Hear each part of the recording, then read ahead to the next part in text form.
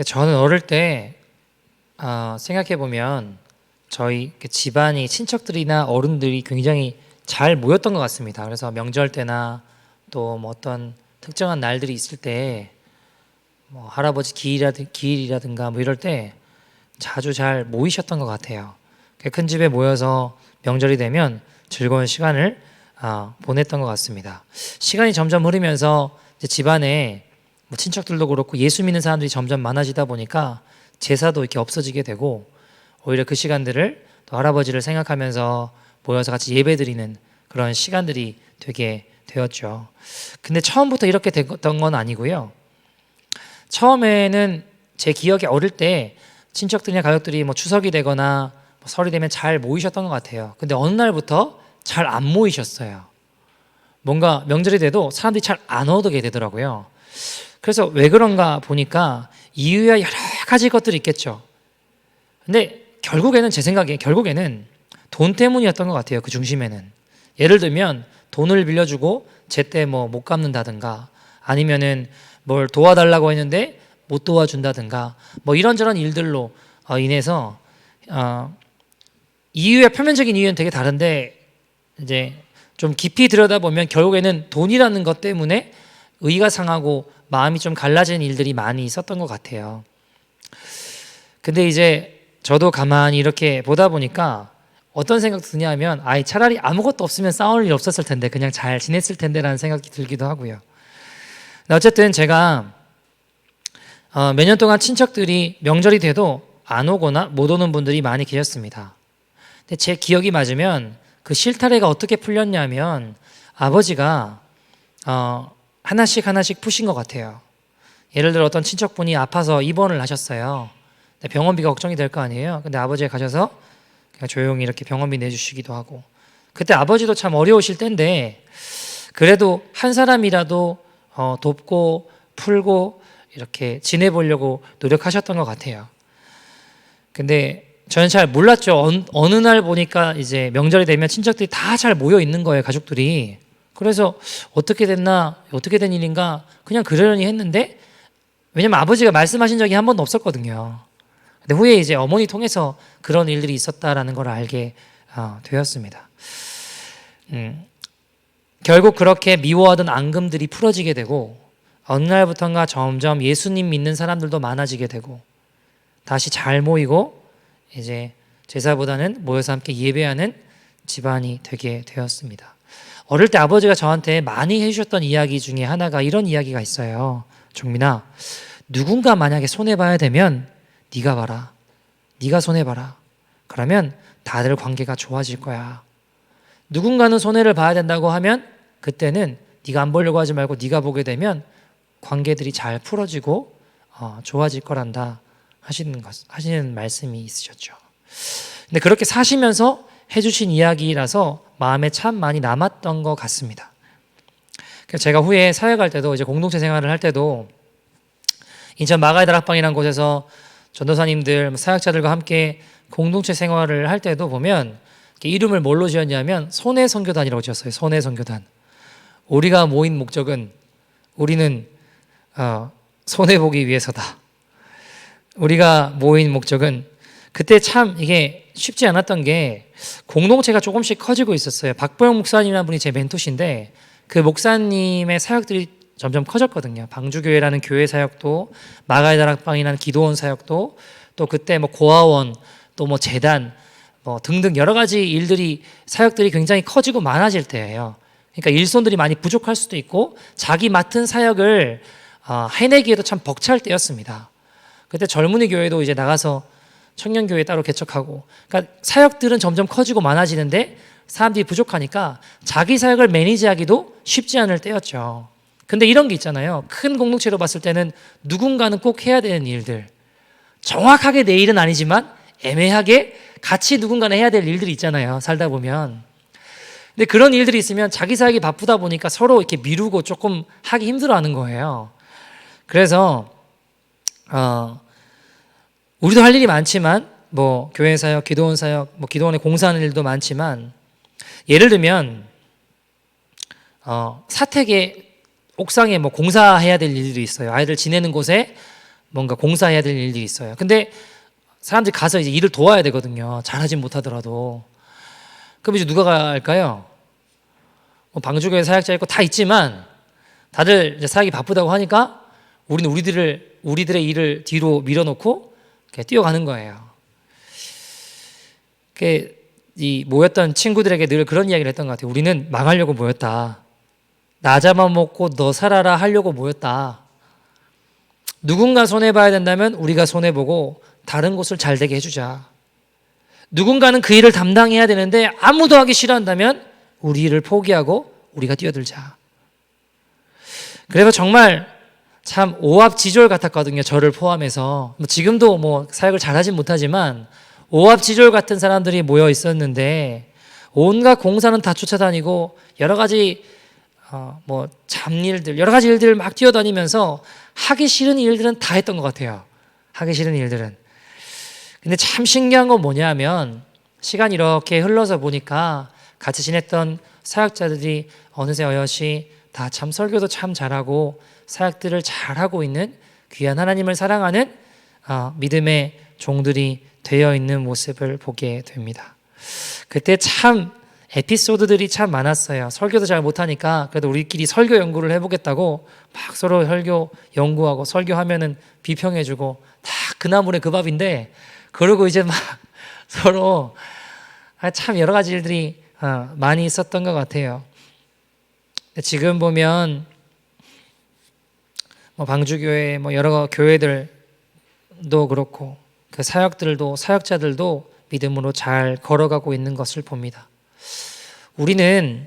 우리가 손해보면 망할 것 같았는데 지나고 이렇게 보니까요 다 건져지고 다 살아나게 되었습니다.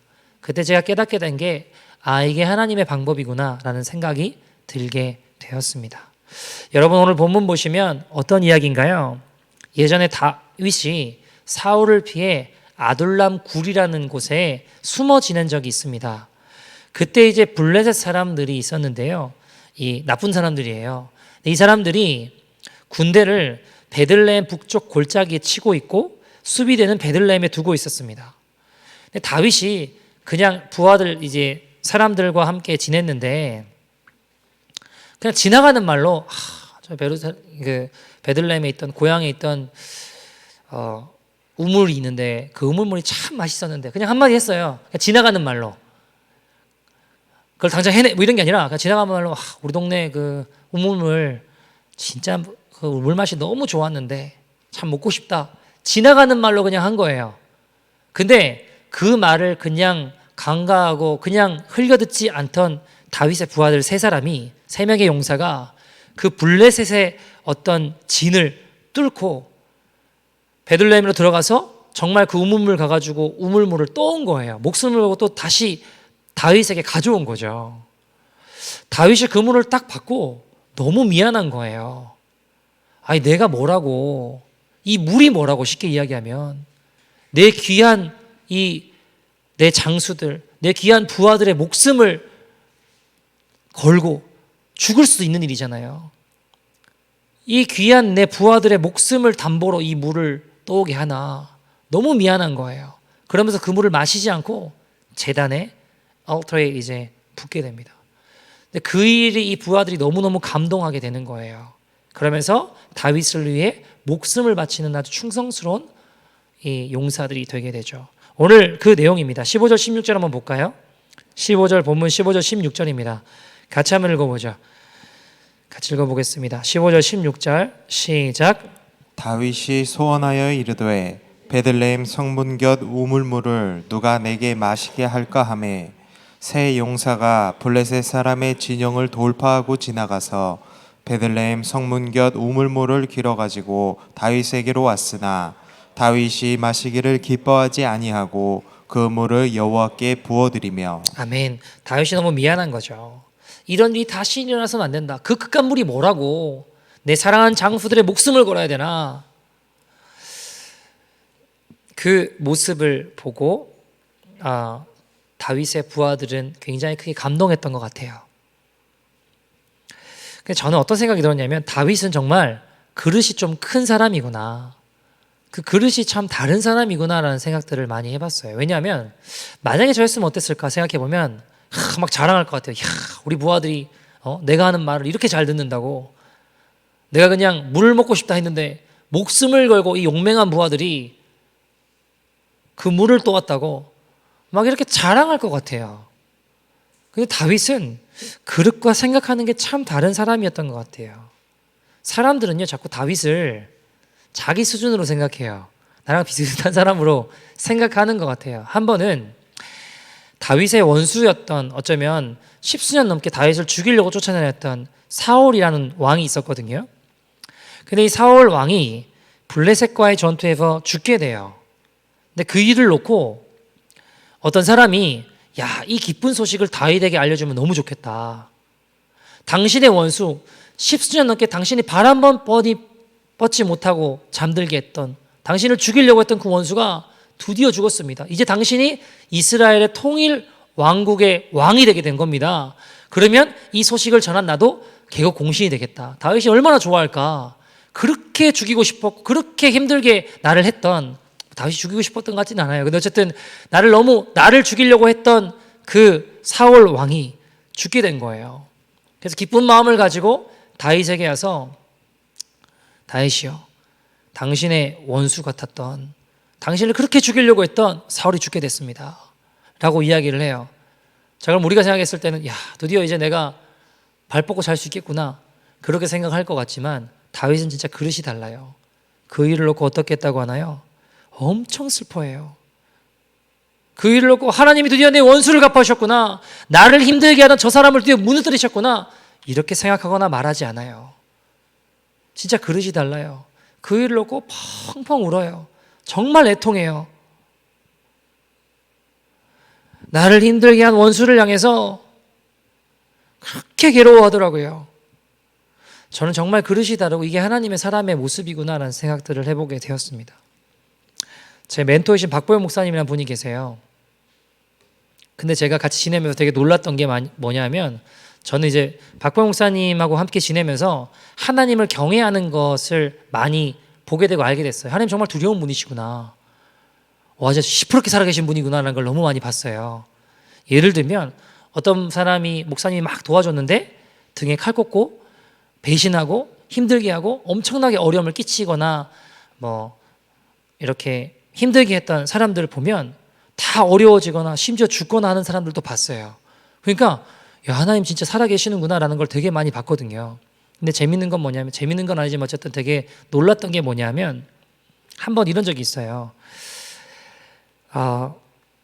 목사님이 버려진 아이들, 뭐 또 힘든 아이들, 사연이 있는 아이들을 데려다가 같이 지내시면서 키우시고 돌보시고 하시면서, 이제 지금도 그런 사역들을, 저도 고아원 사역도 지금 하시니까 하고 계시죠. 근데 어떤 아이를 또 이렇게 받아서 잘 양육하고 돕고 섬기고 했는데, 그 엄마가 어느 날 오더니 목사님한테 이제 돈을 요구를 했어요. 제 기억에 8천만 원인가 돈을 달라고. 황당하죠. 못 키우겠다고 막 애 힘들게 버려진 아이를 길러주고 도와줬더니 와서 8천만 원 내놓으라고. 그러니까 황당하죠. 그래서 목사님이 못 준다, 그런 돈이 있지도 않을 뿐더러 못 준다라고 했어요. 그러니까 이 엄마가 목사님을 경찰에 신고를 했어요. 우리 애를, 여자애였는데 우리 애를 건드렸다 그러면서 말도 안 되는 소리를 하면서 경찰에 신고를 했죠. 그래서 목사님이 집회를 하시던 중에 경찰차가 오고 조사를 받고 참 수치스럽고 어려운 일들을 겪게 되셨습니다. 근데 목사님 마음에 갑자기 미워하는 마음이 이렇게 들면서 하나님, 저 사람 치시겠다는 생각이 문득 들더래요. 문득. 그래서 그 생각이 들자마자 하나님 잘못했다고 용서해달라고 막 회개하시고, 하나님 그러면 안 된다고 그렇게 막 기도를 하셨대요. 근데 그 어머니는 결국 돌아가셨어요. 자살하셨어요. 근데 그 일을 놓고 목사님이 야, 하나님이 나를 괴롭히는 사람이 있으니까 내 원수를 갚아주셨구나 하지 않으셨습니다. 너무너무 괴로워하시고 나 목회 못하겠다 그러셨어요. 나 진짜 목회 못하겠다. 너무 마음이 괴롭다. 내가 차라리 어떻게든 마련해서 8천만 원 만들어 줄걸. 8천만 원 만들어 줄걸. 난 너무 누구 미워할 수가 없다. 너무 괴롭다고. 난 목회 못하겠다고. 너무 괴로워하고 힘들어 하시던 기억이 나요. 여러분,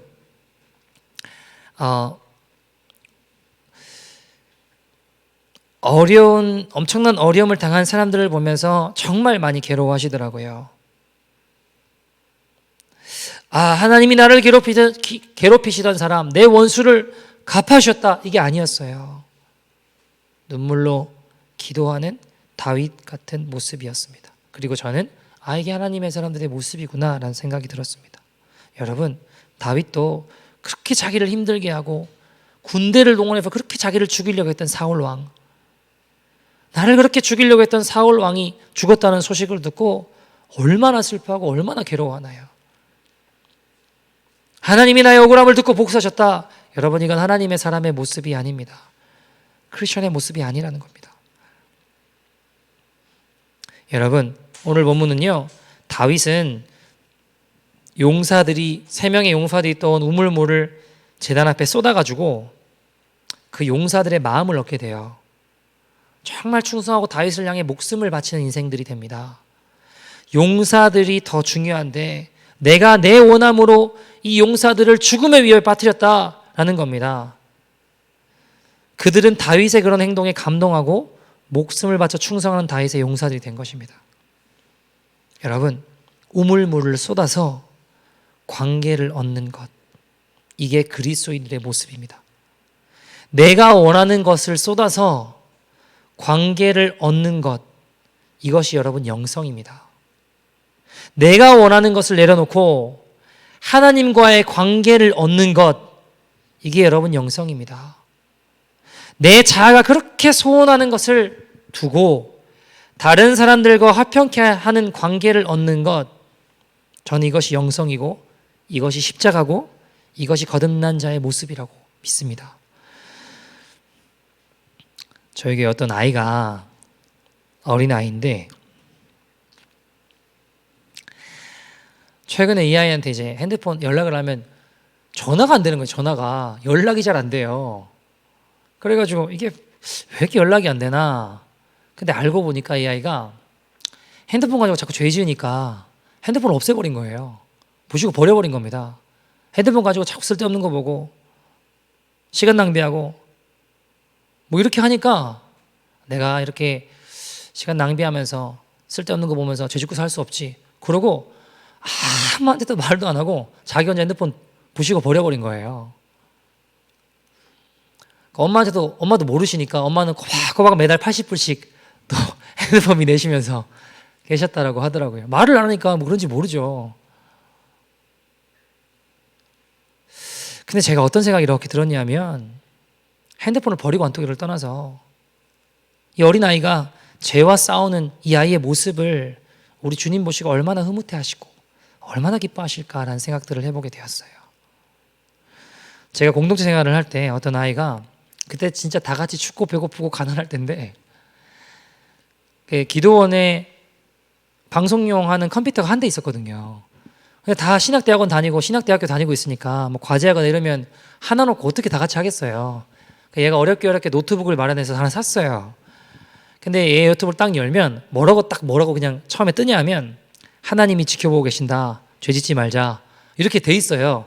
하나님 지켜보고 계신다. 쓸데없는 죄 짓지 말자. 이렇게 열면 그게 보여요. 근데 이제 이 친구가 뭐 잘은 모르겠어요. 아무래도 그 노트북 가지고 쓸데없이 시간 낭비하고 죄 짓고 그랬는가 봐요. 근데 박보영 목사님 설교하실 때 그런 이야기 많이 하시거든요. 여러분 죄 짓게 하는 게 있으면 다 부시고 버리고 그렇게 해보라고 하나님 얼마나 기뻐하시겠냐고 그런 이야기 하신 적이 꽤 있거든요. 얘가 그걸 기억하고 그래, 내가 이게 아무리 소중하지만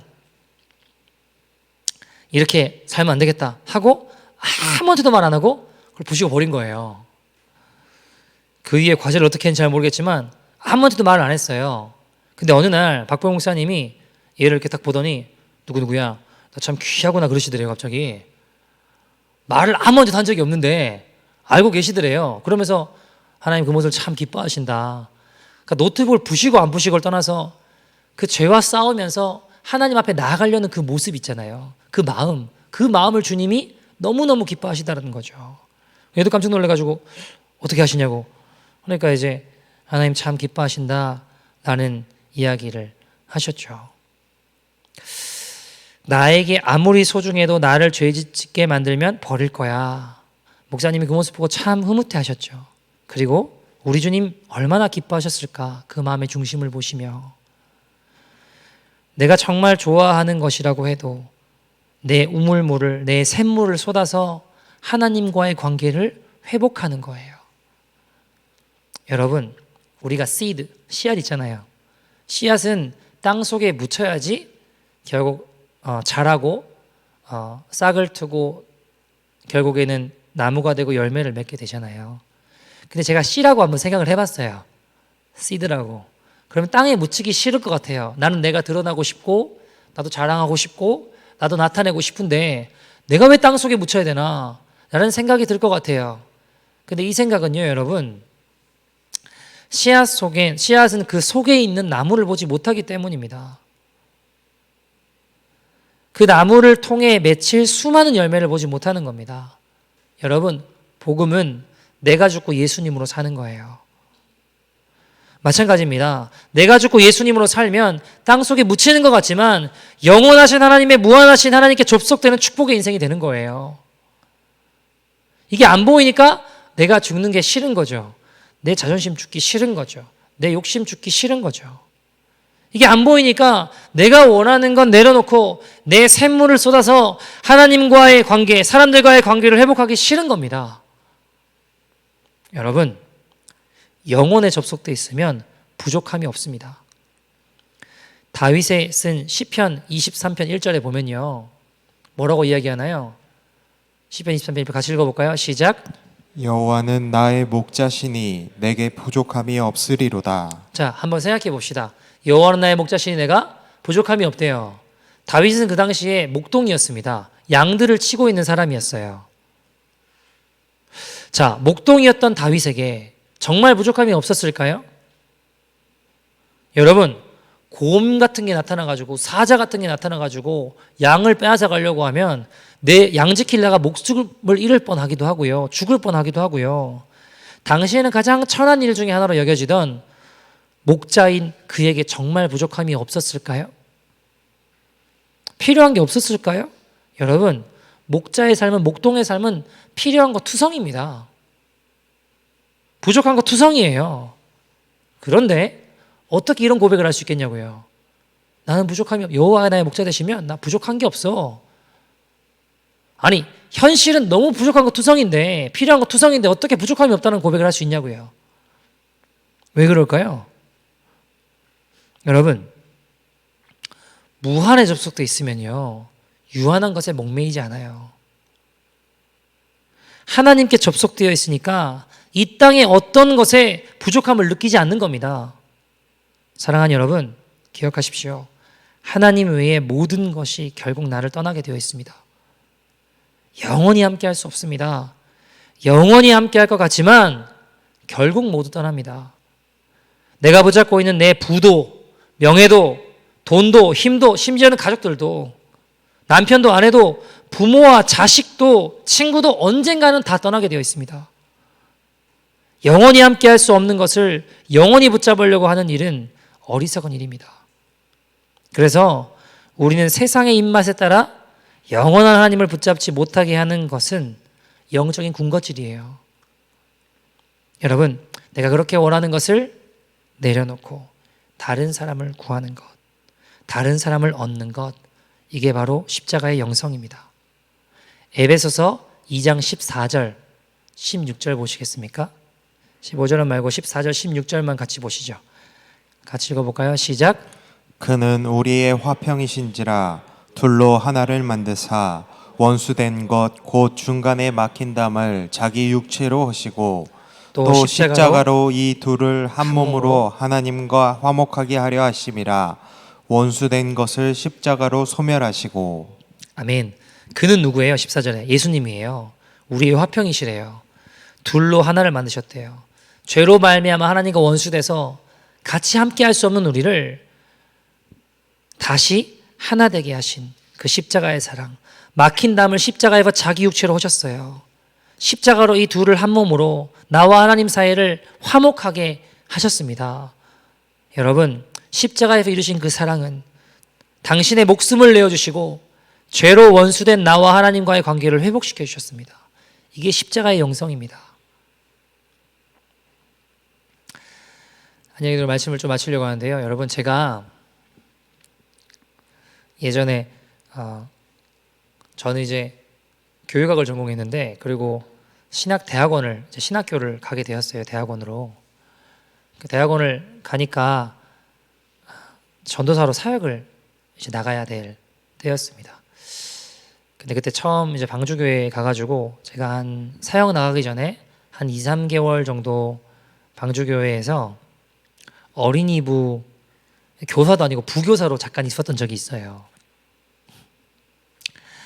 근데 이제 제가 기도를 하면서 전도사로 사역을 나가야 되는데 어디로 나가면 좋을까 기도를 하다가 정말 어려운 개척교회 같은 데 가가지고 그냥 조금이라도 도우면 하나님 기뻐하시지 않을까? 이제 이런 생각이 들어서 거기 그런 교회에 있으면 전도사로 사역을 나가야겠다라는 생각을 품고 한 2, 3개월 정도 방주교회에서 그냥 어린이부 부교사로 이렇게 섬겼던 적이 있습니다. 근데 그때 저는 분명히 부교사인데 교사 선생님이 잘 안 오시고, 무슨 사정이신지 잘 모르겠지만 잘 안 오시다 보니까 그 아이들을 제가 맡게 되었어요.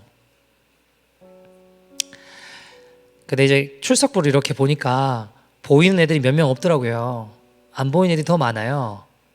그래서 안 보이는 애들 집 주소가 있으니까 애들을 하나둘씩 찾아가기 시작했습니다. 토요일이 되면 교회 잘 생각하고 와가지고 이제 뭐 과일 바구니 들고 가고 먹을 것도 들고 가고 애들을 하나씩 찾아가서 부모님 만나서 애들 보내달라고, 잘 양육하겠다고. 사람이 좀 맛있는 거 먹으면 기분이 좋아지는가 봐요. 마음이 좀 풀어지는 것 같아요. 원래는 이렇게 문전박대할 것 같은데 먹을 거 사들고 가면 조금 이렇게 풀어지는 분들이 계시더라고요.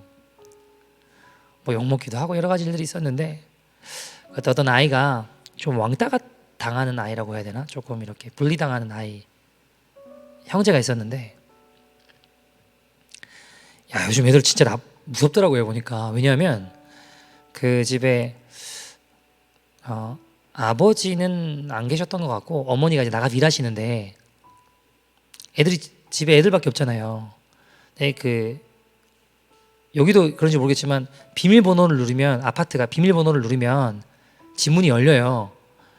근데 왕따 당한 애들, 학교 친구 애들이 얘네 집 어떻게 하는지 모르겠지만, 위협을 했는지 모르겠지만 얘네 집 비밀번호를 알아내가지고 어머니가 일하러 나가시면 얘네들이 이제 집에 들어와가지고 친구들이 막 집을 막 난장판으로 만들어 놓고 애들 괴롭히고 했던 거예요. 참 못됐더라고요, 애들 보니까.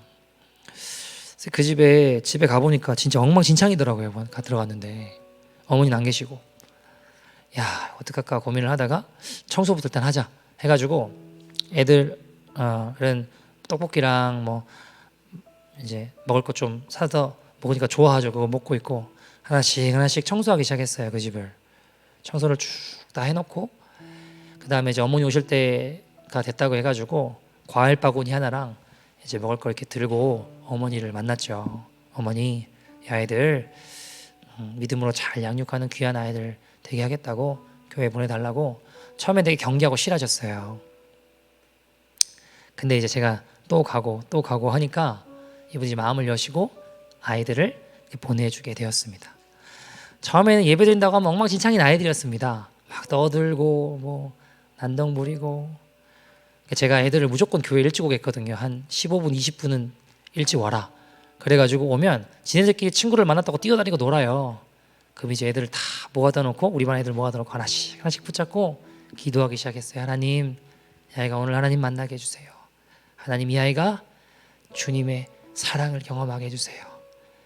비록 지금 집안에 어려운 일들이 있고 가정에 어려움이 있고 상처가 있고 아이들에게 왕따당하고 어려움이 있지만, 하나님, 주님의 사랑이면 이 아이들 변화됩니다. 새로워집니다. 새 생명 얻습니다. 주님의 귀한 믿음의 용사들로, 믿음의 아이들로 자라가게 해주세요. 우리 아이들을 붙잡고 하나씩 기도하기 시작했어요. 예배 시간 전인데 애들이 막 떠들고 놀던 아이들이 제가 맨날 붙잡고 기도하니까 지네들도 하나둘씩 따라 기도하기 시작하더라고요. 하나씩 같이 기도하기 시작하고, 어느 날 이렇게 보니까 제가 이제 전도 사역을 나가야겠다 하고 이제 인사를 할 때가 됐는데 한 2, 3개월 있었던 것 같아요. 근데 아이들이 어느새 예배 전에 함께 모여 기도하는 아이들이 되었습니다.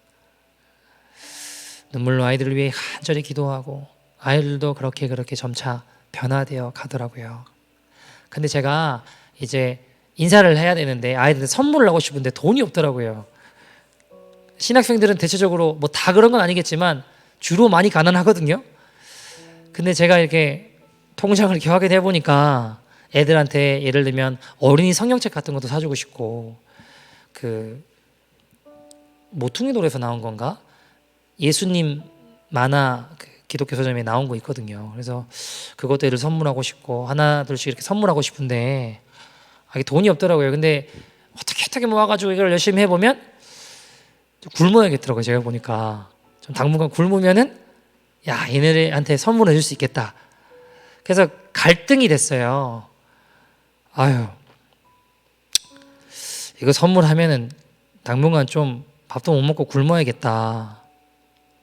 갈등이 되더라고요. 밥 먹을 돈이 없으니까 당분간 선물 사주면. 그러다가 고민을 이렇게 하다가 그래 내 거 좀 포기하고 아이들 섬겨보자. 우리 예수님 사랑으로 우리 예수님도 그렇게 하셨는데 당신의 목숨을 내어주시면서 나 살리시려고 하셨는데 이게 뭐라고 나는 지금 뭐 애들 위해 죽겠다는 것도 아니고 며칠 굶는다고 죽는 것도 아니고 그래 얘네들 사랑하는 마음으로 선물 준비하고 섬겨보자.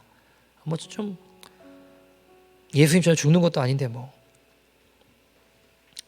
굶기로 결정을 하고 아이들한테 선물을 주고 기도해주고 저는 이제 사역지 어떤 조그만한 개척교회로 나오게 되었죠.